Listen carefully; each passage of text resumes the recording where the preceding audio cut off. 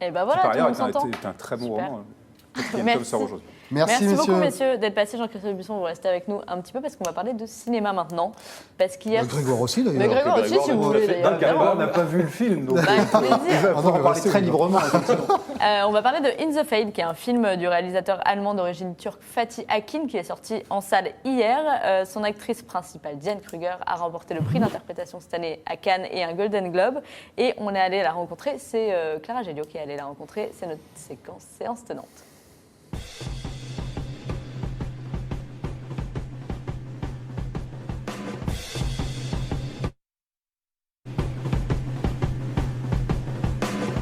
Je le préparais très longtemps en fait, presque tout de suite quand j'ai dit oui, j'avais très peur de ce personnage parce que c'est, vu le deuil, vu ce que ça représente dans notre temps, c'est quelque chose tellement de quotidien et je pense que le deuil c'est quelque chose déjà très personnel.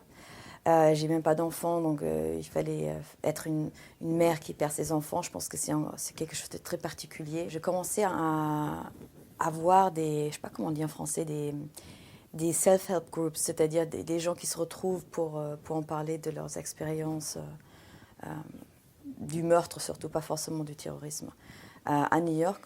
Et donc j'ai fait ça pendant 6 mois et c'est vrai, je ne pouvais pas à l'époque vraiment imaginer à quel point ça allait m'affecter en fait. La profondeur du deuil, moi je pense que c'était quelque chose qui n'était pas évident pour moi à trouver. J'ai mis très longtemps à mettre la main sur ce que ça voulait dire. Le milieu, après où elle a grandi, on a une communauté très forte turque en Allemagne, donc j'ai grandi avec le stigma, on dit ça en français, qui n'existe encore aujourd'hui, qu'une fille blonde aux yeux bleus très allemande ne se marie pas forcément avec un Turc, surtout quand il a déjà une histoire de drogue, etc. Et l'histoire du film est basée sur un fait réel. Donc, j'étais assez... je connaissais mon personnage. Oh, c'est un super souvenir. C'est beaucoup d'émotions. On est passé le dernier week-end. Le film s'est monté très vite parce qu'on a tourné jusqu'à Noël l'année dernière. Donc, il a vraiment monté très vite. Personne n'avait vu le film avec un public avant Cannes. Donc, honnêtement, la montée de marche le dernier vendredi était hyper stressante pour moi parce que c'est aussi la première fois que je suis dans tous les plans d'un film. Si là, le public à Cannes n'aime pas le film, c'est vraiment sur mon dos. Et vous le savez bien, à Cannes, le public est très vocal et peut être très dur s'il n'aime pas. Donc voilà, j'étais soulagée, j'ai payé pour ce film dans ma vie personnelle beaucoup. Je me suis énormément investie dans le film, donc ça, c'était un soulagement et une joie d'être accueillie comme ça, et puis d'avoir un prix, forcément ça, c'était la cerise.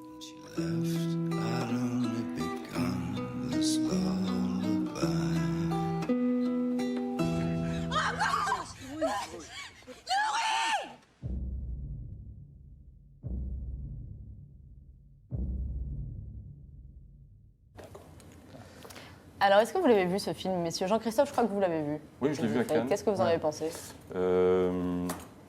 Elle, j'ai trouvé extraordinaire, ouais. Mais vraiment extraordinaire parce qu'un peu à contre-emploi, effectivement, et ne jouant pas du tout sur la beauté qu'on peut encore constater dans cette interview, sa beauté naturelle et puis oui, dans le film, elle est complètement sans maquillage, tatouée de partout. Elle est dans la situation de cette femme qui a perdu dans un attentat son mari d'origine turque et son fils, avec une enquête qui commence plutôt dans les milieux turcs, kurdes, etc., et qui aboutit à mettre en cause des néo-nazis. Ouais.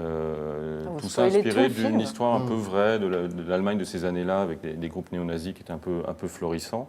Début des années 2000, 2002-2007. Voilà. Oui, c'est ça part d'une histoire vraie. Sur 10 ans, il y a eu une dizaine d'assassinats. Les juges sont caricaturaux, l'enquête est caricaturale, et finalement ils sont libérés, ils vont se réfugier en Grèce, et ça devient ce qu'on appelle aux États-Unis un revenge movie. Tout le livre, le film, en fait. Il n'y a pas grand-chose à revenir. Non, ce qui est dommage, c'est que Fatih Akin est vraiment...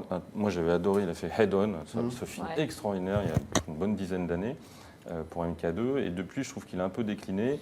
Et là, il a su tirer de Diane Kruger quelque chose qu'elle avait en elle, qu'elle n'avait jamais pu manifester dans un rôle, c'est-à-dire un rôle de femme éperdue de vengeance, et prise de vengeance, et qui va au bout qui tente d'aller au bout de sa vengeance avec évidemment les doutes, parce qu'il s'agit quand même de procéder à une vengeance, une exécution. Ouais, bien C'est sûr. ça qu'elle a en tête, ce qui est un thème assez fréquent, notamment dans le cinéma américain des années 70-80 que déteste Grégoire le Ménager.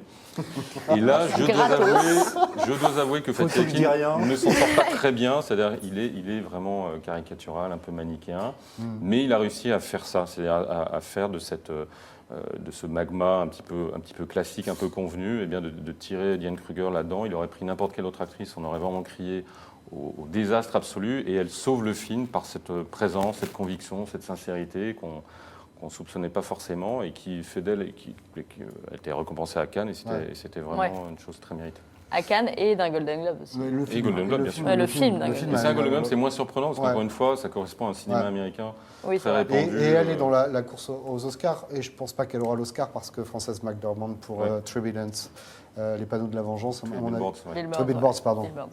Va l'avoir. Je signale aussi que Diane Kruger prépare, avec ce même Fatih Akin, une série télévisée autour de Marlène Dietrich. C'est elle qui devrait interpréter le célèbre Ange bleu, et la série devrait s'intituler Femme en guerre. Et elle Voilà. a aussi à venir un film avec Kristen Stewart et Laura Dern, et un autre, une comédie avec Steve Carell, donc rien à voir. Donc ça, c'est une année un peu plus chargée pour Diane Kruger. Valérie Duponchel nous a rejoint. Bonjour Valérie.